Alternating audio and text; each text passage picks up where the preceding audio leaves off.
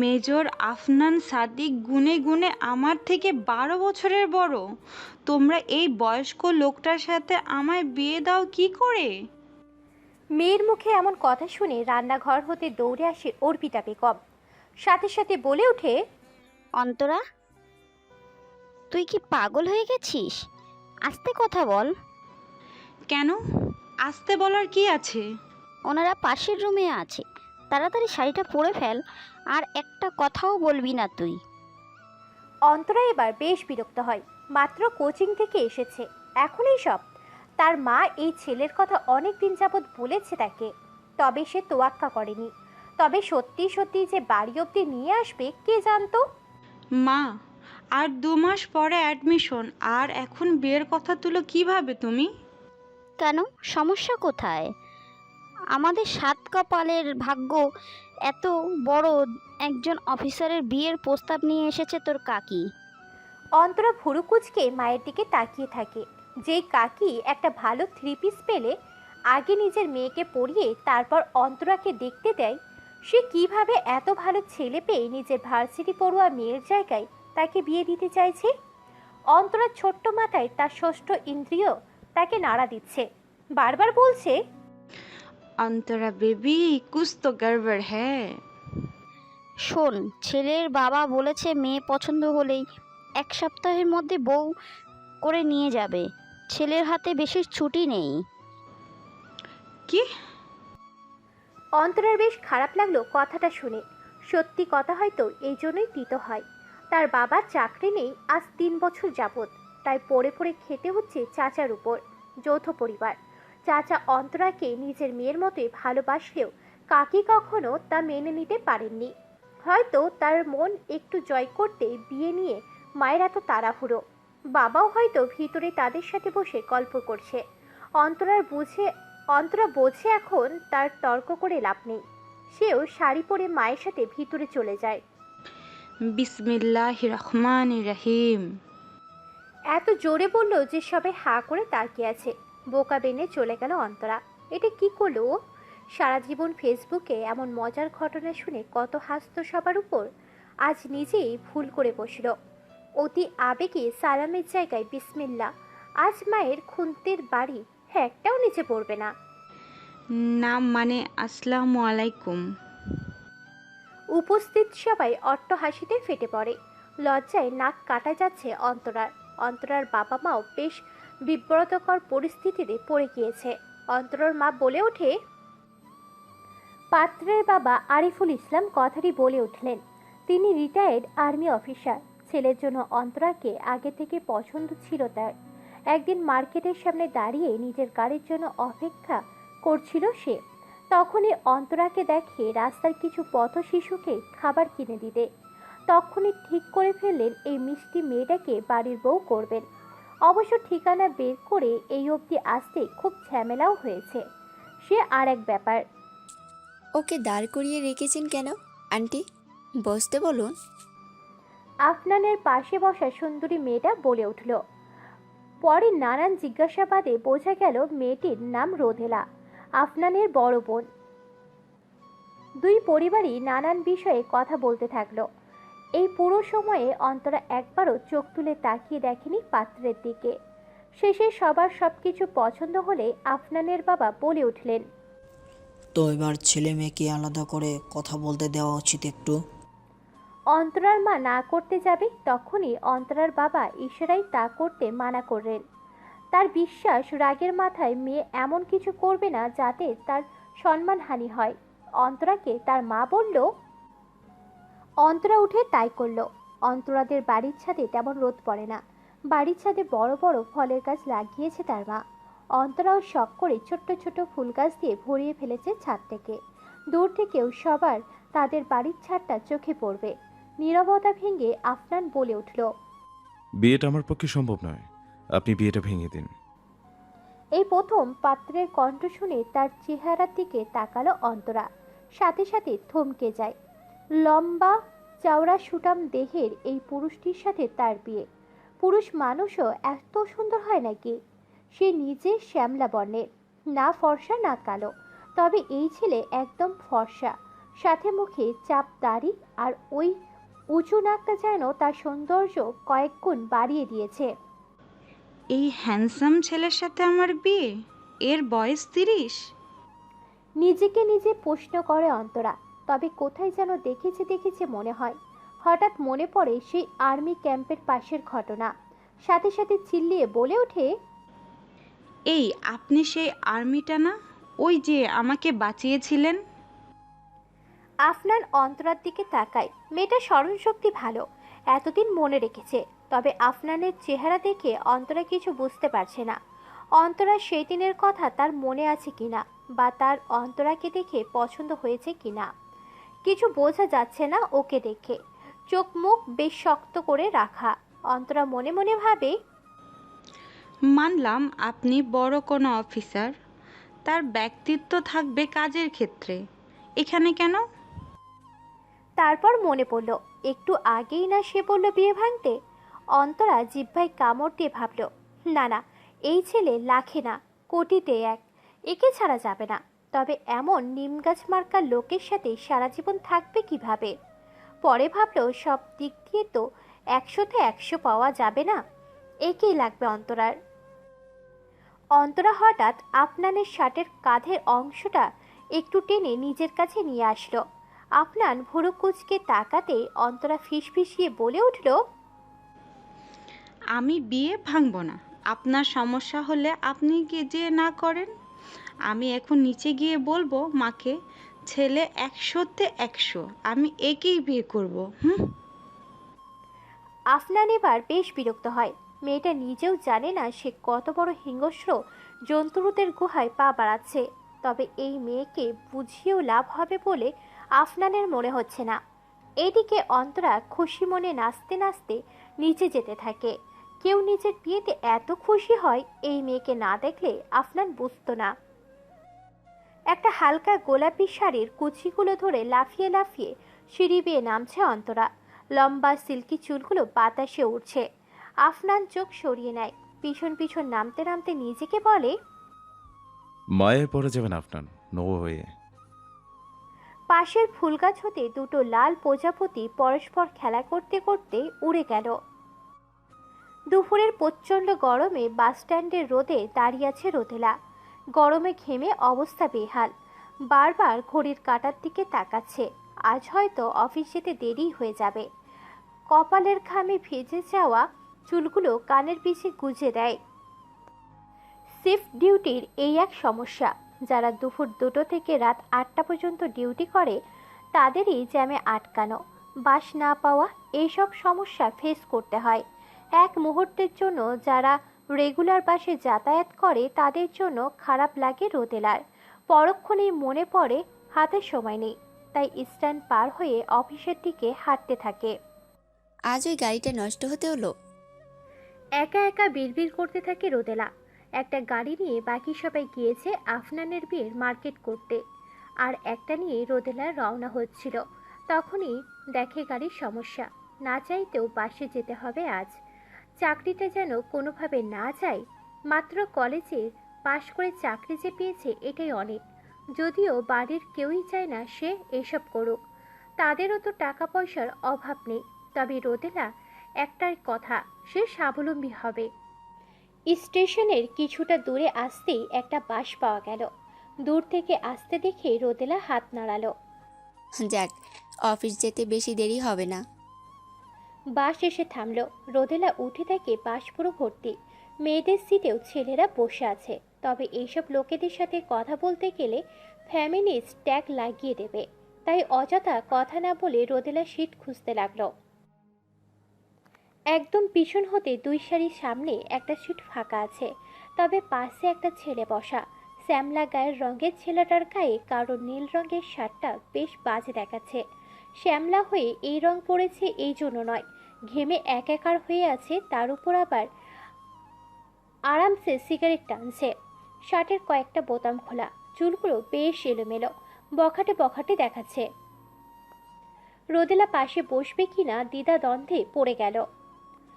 কন্ট্রাক্টরের গলার আওয়াজে তাড়াতাড়ি সামনে এগোতে থাকে রোদেলা। ছেলেটার পাশে গিয়ে দাঁড়ায়। একটু ভিতরে যান, আমি বসবো। রোদেলার কণ্ঠে পেয়ে উপরে তাকায় ছেলেটা। তার নাম ইয়াসিন। পা থেকে মাথা অবধি রোদেলাকে দেখে বলে, আপনি ভিতরে যান। ইয়াসিন উঠে বাহিরে আসে। রোদেলার কাছে ছেলেটাকে বেশ অভদ্র মনে হয়। মেয়ে মানুষ দেখেও নিজেদের সিট ছাড়তে চায় না। বিগড়ে যাওয়া মেজাজ নিয়ে জানালার পাশের সিটটায় বসে। সবার এই সিট ভালো লাগলেও তার জানালার পাশে বসতে ভয় হয়। এর কারণও অবশ্য আছে। ছেলেটা কি এখনো সিগারেট খাবে? মনে মনে ভাবতে থাকে রোদেলা। দেখে যেমন বখাটে মনে হয়, ফেলতে বললে না জানি বাঁশের ঝাঁকুনির সুযোগে গায়ে হাত দিয়ে বসে। এইসব ছেলেদের বিশ্বাস নেই। মুখে একটা বাজে রিয়াকশন দিয়ে বসে থাকে সে। ইয়াসিন পাশের সিটটায় বসে সাথে সাথে জানালা দিয়ে ঢিল মেরে সিগারেট ফেলে দেয়। আর রোদেলার দিকে তাকিয়ে বলে, don't touch a book by its cover ma'am. Rodela বেশ অবাক চোখে ইয়াসিনের দিকে তাকায়। ছেলেটার মাইন্ড রিডার নাকি, মনের কথা পড়তে পারে? ইয়াসিন ঠোঁট বাঁকিয়ে হেসে উত্তর দেয়, অবাক হওয়ার কিছু নেই ম্যাম, আপনার চেহারা থেকে বুঝতে পেরেছি আমার সম্পর্কে কি কি ভাবতে পারেন আপনি। রোদেলা বেশ লজ্জায় পড়ে যায় আর বলতে লাগে, না আসলে সমস্যা নেই, আমরা রাস্তার গরিব ছেলেপিলে, আমাদের এসবের অভ্যাস আছে। রোদেলা কপাল কুঁচকে প্রশ্ন করে। মানে ইয়াসিন হেসে উত্তর দেয়, মানে আমরা তো গরিব ঘরে যেমন তেমন ছেলে মেয়ে, পোশাক আশাকও তেমন দামি না, গায়ের রং কালো, আমাদের পাশে বসতে আপনাদের মতো ভালো ঘরের মেয়েদের একটু সমস্যা হবেই। আপনি যা ভাবছেন আসলে তা না। সেটাই ম্যাম, সেটাই। আপনি যে সামনে দাঁড়িয়ে আমার দিকে তাকিয়ে ভাবছিলেন তা আমি দেখেছি। ধরুন আমার জায়গায় একটা ফর্সা সুদর্শন ছেলে খুব পরিপাটি হয়ে দামি শার্ট পরে বসে আসে, আপনার কিন্তু পাশে বসতে তেমন সমস্যা হতো না, তখন সিগারেট খেতে দেখলে বা সিট ছেড়ে উঠতে না চাইতেও তেমন খারাপ ভাবতেন না। এটা আসলে হিউম্যান সাইকোলজির একটা ব্যাপার, আপনার দোষ নেই। রোদেলা চুপ হয়ে যায়। আসলে কি ছেলেটার কথা সঠিক? হয়তো ঠিকই বলেছে। আজকাল সবাই খুব সহজে মানুষের পোশাক বা বাহ্যিক সৌন্দর্য দেখে সে খারাপ না ভালো তা সিদ্ধান্ত নিয়ে নেয়। রোদেলাও হয়তো তেমন কিছু করেছে। সে নিজের কৃতকর্মের লজ্জা পেয়ে বলল, সরি। সরি বলার কিছু নেই ম্যাম, আমি আপনাকে ভিতরের সিটে বসতে বলেছি কারণ একটু পর বাসে ভিড় বাড়বে, তখন দাঁড়িয়ে থাকার অজুহাতে অনেকে হয়তো আপনাকে স্পর্শ করতো, সেটা মনে হয় ঠিক হতো না, এই জন্য। জি ধন্যবাদ, আর বারবার ম্যাম ডাকার প্রয়োজন নেই। আমার নাম রোদেলা। রুলস নাম্বার 1 ফর গার্লস, 2 মিনিটের কথাতেই কাউকে ভালো মনে হলেই নিজের পরিচয় বলতে নেই। রোদেলা আর কিছু বলল না। অন্যদিকে ফিরে বাহিরে দেখতে থাকে। ছেলেটার কথায় তাকে বেশ শিক্ষিত ভালো পরিবারের মনে হয়। রোদেলা ভাবে কি অল্প কথায় রোদেলাকে বাজিমাত করে ফেললো লোকটা। ইন্টেলিজেন্ট। তবে সাথে সাথে খেয়াল হলো ছেলেটা তাকে ম্যাম ডাকার কারণও আছে। ছেলেটার বয়স 27 কি 28 হবে। তার থেকে প্রায় 5 বছরের ছোট। আর তার বয়সের জানালার কাছে নিজের প্রতিচ্ছবি দেখে একটা তাচ্ছিল্যের হাসি হাসল রোদেলা। যত স্মার্টভাবে চলাফেরা করুক, চেহারায় হালকা ভাঁজ, চোখের নিচে কালো দাগ, সবকিছুই যেন তার 32 বছর বয়সের সাক্ষী দিচ্ছে। কথায় আছে, মেয়েরা 20-তে বুড়ি। সেই হিসেব করতে গেলে তার এখন অনেক বয়স। এখন হয়তো স্বামী সন্তান নিয়ে তার ঘর করার কথা ছিল, অথচ সে কি করছে? একটা দীর্ঘশ্বাস ফেলে সিটে হেলান দিয়ে চোখ বন্ধ করে রোদেলা। নিজের জীবনের ঘটে যাওয়া সবকিছুর হিসাব মেলাতে থাকে। সবটা এমন না হলেও পারত। এদিকে ইয়াসিন ফোন স্ক্রল করতে করতে চোখটা বাঁকা করে রোদেলার দিকে তাকায়। মেয়েটা যথেষ্ট স্মার্ট ও শালীন, তবে বয়সটা ঠিক ধরা যাচ্ছে না। তার সমবয়সী হতে পারে বা কিছুটা সিনিয়র। 20 বছরের যুবতী আর নয়। পর মুহূর্তেই ভাবে, হু কেয়ার্স। নিজের কাজে আবার মগ্ন হয়ে পড়ে সে। এদিকে শপিং মলে এসেছে আফনানের পুরো পরিবার। তার বাবা, ফুপু, ফুফাতো ভাই সাইল আর এক চাচাতো বোন দিয়া। অ্যাডজাস্ট ফ্যামিলি ওদের। সবাই এক বাড়িতেই থাকে। ফুপা মারা যাওয়ার পর ফুপুও ওদের সাথে থাকে। এখন সবার উদ্দেশ্যে বিয়ের মার্কেট। অন্তরাকেও সাথে নিয়ে এসেছে। তার পছন্দেরও তো একটা ব্যাপার আছে। সাথে তার কাকাতো বোনও এসেছে, ফারিয়া নাম। খুব গায়ে পড়ার স্বভাবের। এই জন্য আফনান মুখ আরও গোমরা হয়ে আছে। ভাবতেই অবাক লাগে। তার একটা ট্রেড শুনে বড় বড় সন্ত্রাসীদের অবস্থা খারাপ হয়ে যায়। তার পুরো আর্মি ক্যাম্পে যথেষ্ট সুনাম আছে, সবাই তাকে কত সম্মান করে, অথচ বিয়ের ব্যাপারে তার হাত পা বাঁধা। না চাইতেও এইসব শপিং ঝামেলার মধ্যে পড়তে হচ্ছে। ওইদিকে কিছুদিন পর কত গুরুত্বপূর্ণ মিশন তার যেতে হবে, সেসব নিয়ে আর এক চিন্তা।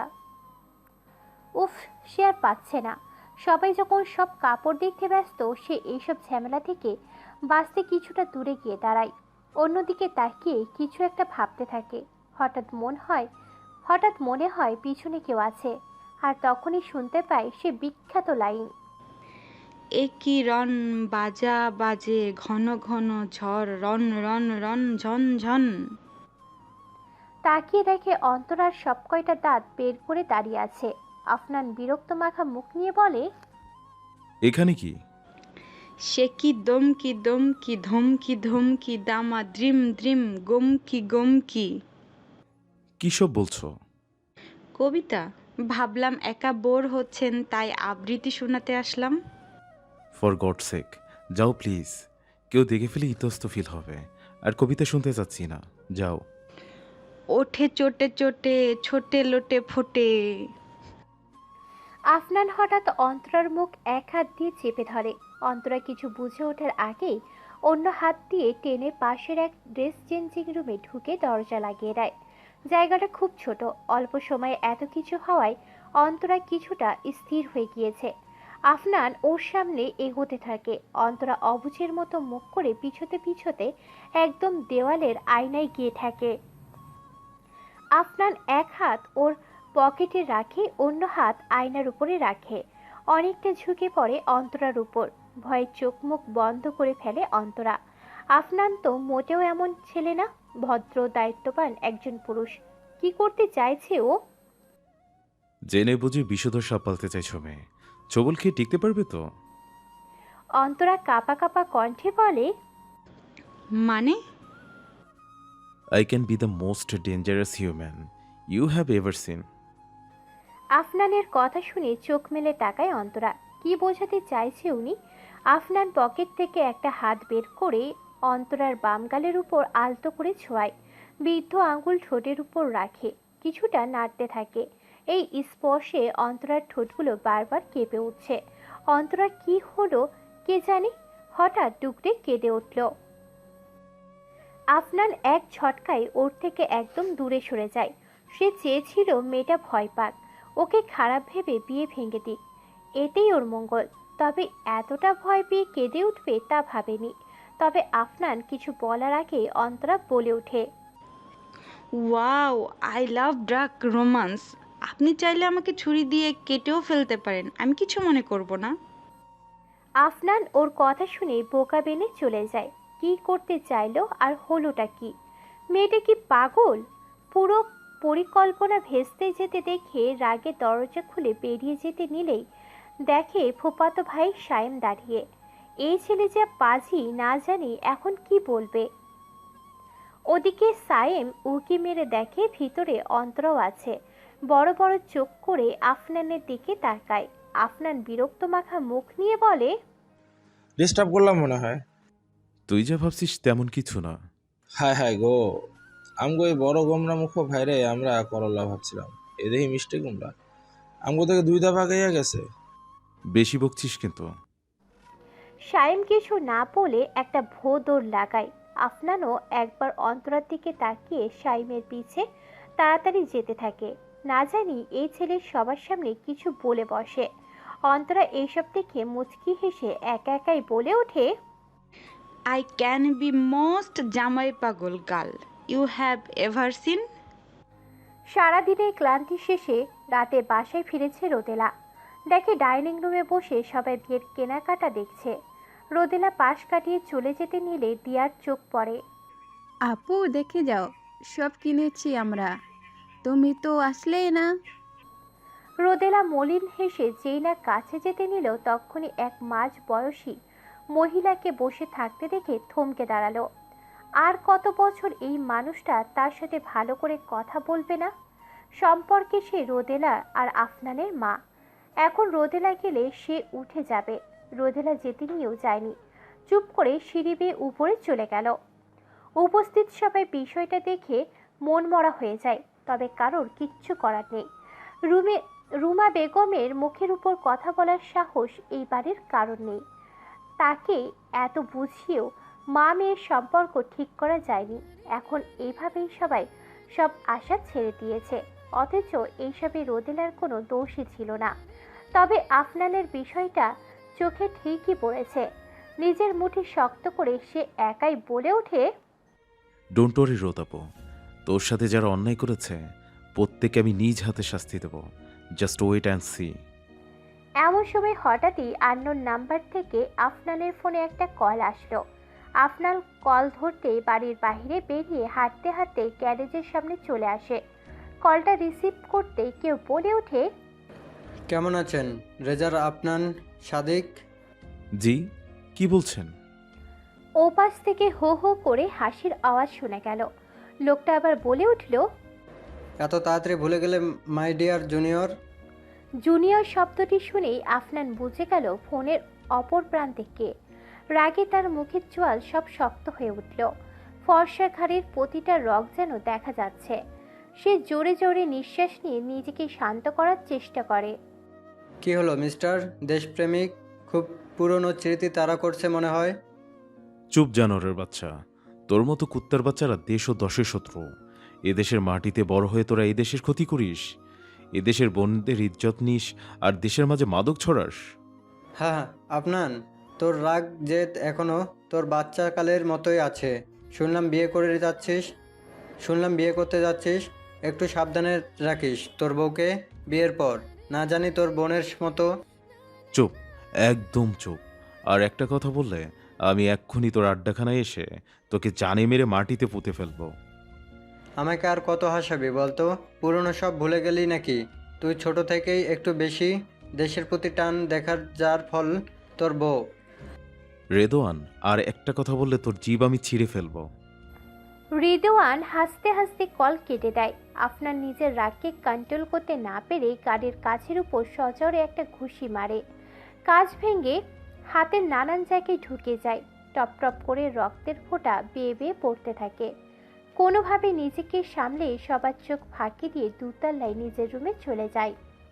ফোনের গ্যালারি থেকে একজনের ছবি বের করে বলতে থাকে, বলেছিলাম মেয়ে দূরে থাকলে না তো প্রেমের দহনে নিজেও পড়বে, আমাকে পড়ে ছাই করে দেবে। আফনান ভাবতে লাগলো, খুব দ্রুতই মিশনটার প্রস্তুতি নিয়ে তা সফল করতে হবে। ল্যাপটপটা হাতে নিয়ে দ্রুতই হেড অফিসে একটা মেল পাঠালো। সে তার ছুটি আরও 2 দিন কমিয়ে ফেলতে চাইছে। বিয়ের পর দিনই সে আর্মি ক্যাম্পে ব্যাক করবে। তার যে হাতে উপায় নেই, ওখান থেকে লোক দিয়ে নজর রাখতে হবে বাড়ির সবার উপর। উফ, একসাথে এতজনের জীবন সামলাতে গিয়ে হিমশিম খেতে হচ্ছে আফনানকে। উজু করে নামাজের পাটি বিছিয়ে বসে পড়ল। রবের কাছে দুর্বলতা প্রকাশ করাই যায়। 2 হাত ওই আল্লাহর পানে মেলে চাইতে লাগলো সবকিছু, যেন তার মনোবল আরো শক্ত হয়। পাপীদের প্রাপ্য শাস্তিটুকু যেন সে দিতে পারে। আজকে সকাল থেকে রূপচর্চায় ব্যস্ত অন্তরা। তার যেন ঈদ লাগছে। তার খুশিতে কে কীভাবে তার যায় আসে না। এই 18 বছর বয়সটাই এমন, সব কিছুতেই বেশি আবেগ। অন্তরার মা মেয়ের হঠাৎ রাজি হয়ে যাওয়ায় দেখে প্রথমে খুশি হলেও এখন বেশ লজ্জা পাচ্ছে। মেয়েটা এমন করে লাফাচ্ছে যেন বিয়ে করেই জামাই সে নিয়ে আসবে। মায়ের কথায় চোখ থেকে সোজা স্লাইড দুটো সরায় অন্তরা। অতঃপর মায়ের দিকে বিরক্তি নিয়ে তাকিয়ে বলে উঠল, তুমি তো চাইতে আমি বিয়েতে রাজি হই, এখন আবার কি সমস্যা? তোমার এমন হ্যান্ডসাম ছেলের সাথে বিয়ে দিলেই বুঝতা। অর্পিতা বুঝে অন্তরার সাথে কথা বলে লাভ নেই। পরে ভাবতে থাকে এই বাচ্চা মেয়ের সাথে সংসার করতে পারবে তো। তাছাড়া সব কিছু এত তাড়াতাড়ি হচ্ছে যে ও বাড়ির লোক সম্পর্কে তেমন একটা জানাও হয়নি।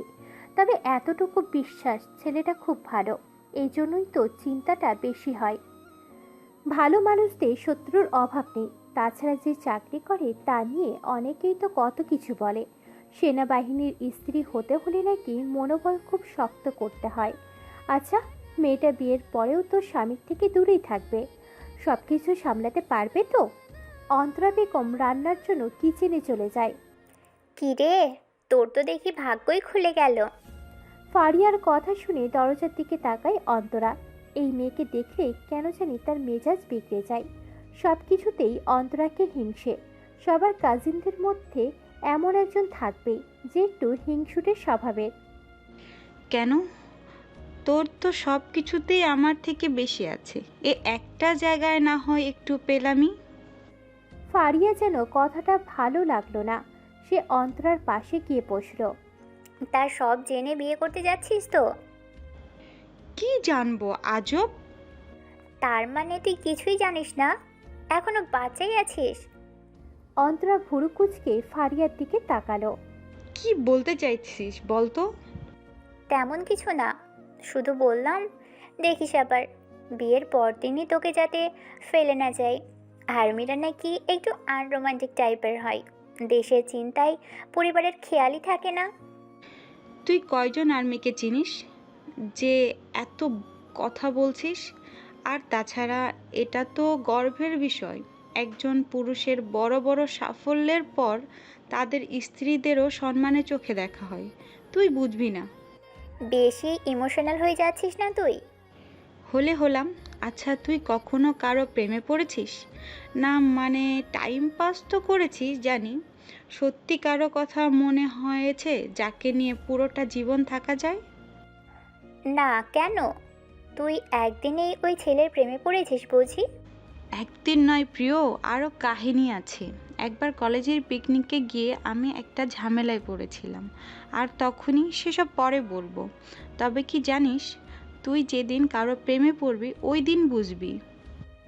এইসব ফালতু বিষয়ের জন্য আমার কাছে সময় নেই। আমি এখন নিজের কেরিয়ার নিয়ে আছি।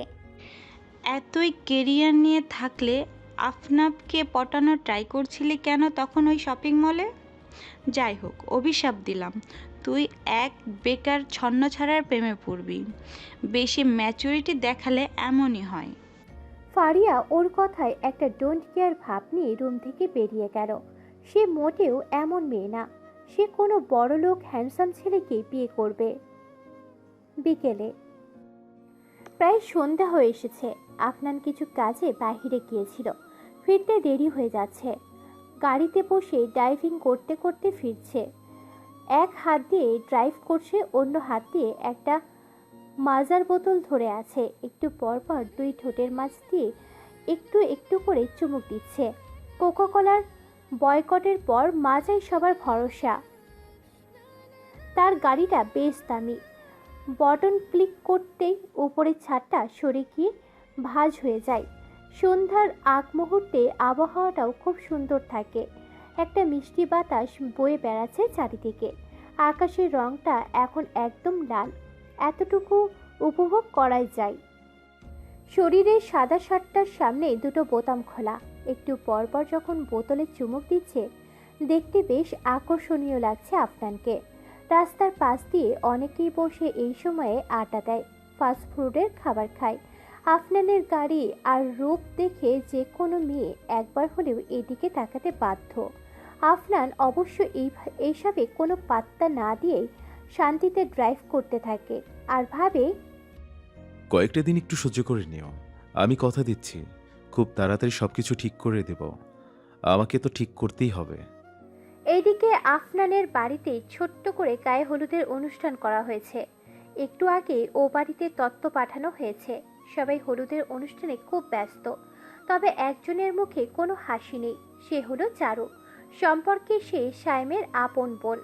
তার বিয়ে হয়েছে, একটা ছোট্ট মেয়েও আছে। তার স্বামী প্রবাসী হওয়ায় এই বাড়িতেই সে আছে। তবে বাড়ির এইসব অনুষ্ঠান তার একদমই ভালো লাগছে না।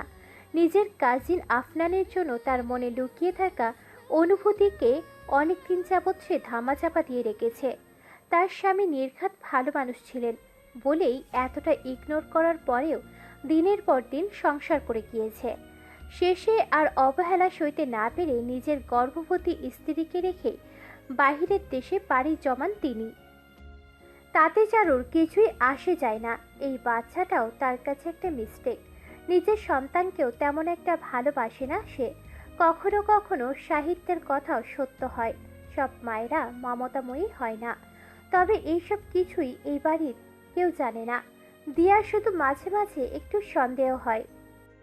তবে চারুর মনের অনুভূতি কাউকে বুঝতে দেয়নি, শুধু দূর থেকে ভালোবেসে গিয়েছে আফনানকে।